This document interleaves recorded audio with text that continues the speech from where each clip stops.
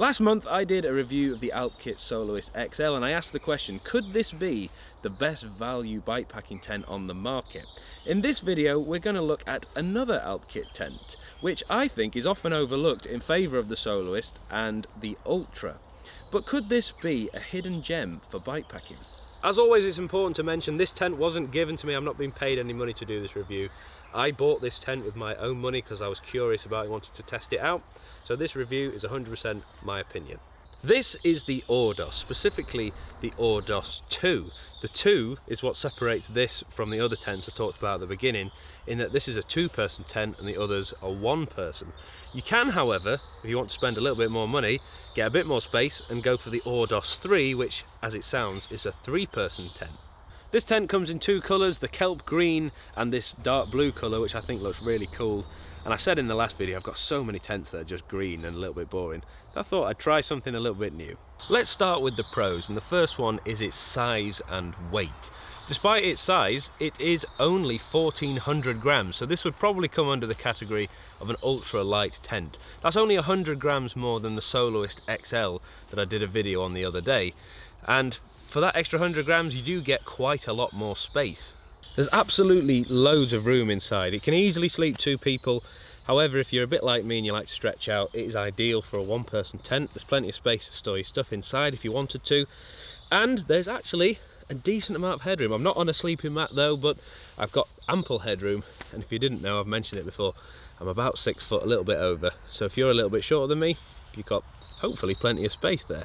It's probably worth mentioning though, there's only decent headroom at the front. Because of the way the tent is designed, it slopes towards the back there. So if there's 2 of you wanting to get out of the rain and have something to eat, you will have to crowd around the front here. It's not like it's full height the whole way down. I'm pleased to say there's more pocket space in this one than the Soloist as well. There are 2 really decent sized ones either side of the door here, I'm guessing for each person that's going to be sleeping in here, but they also have a secondary pocket in front of them, meaning you can store quite a lot of stuff in there.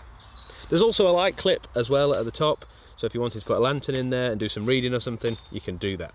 Another pro about this tent is its packability. Despite its size, you can actually pack it down reasonably small. It packs down to about the same size as the Soloist XL, which I said was a pretty good size. It fits in most front roll-up bags and rear packs, although you can definitely get smaller packable tents, but they usually cost a lot more. And while we're on the topic of cost, this is a really good value tent. At full price, this is £220. However, there are often sales running at Alpkit a few times a year, so you can probably get it cheaper than that. But a good benchmark is that this is £50 more expensive than the Soloist XL. And for that £50, I think you get a much better tent, much more space, much more practical. And for an extra 100 grams, it really doesn't add much weight at all. So I think it's a good deal. You can definitely spend way more than that and get something like a Nemo Hornet or a Nemo Dragonfly, 2 of my favourite tents, and they are better, but they're not £200, £300 better, which is how much more you'd have to pay to get them. This is a really good value tent. I also really like the functionality and design of this tent. I think it looks really cool. It's got a really decent sized porch space to store your stuff, and it also has guy line attachments if you wanted to hunker down in some strong winds. One minor point to mention is that the porch doesn't have a ground sheet or any sort of material on the floor, so you do run the risk, if it's an especially cold night, of your stuff getting a bit wet if you store it there. You can, however, buy a footprint separately for this tent, and that does allow you to have a little bit of overlap. It doesn't go all the way to the front as far as I'm aware, so maybe just something to think about. Now, there is only 1 door on this tent, a bit like the Soloist, and that was one of the cons for the Soloist, so that you had to kind of go through a tunnel to get into it.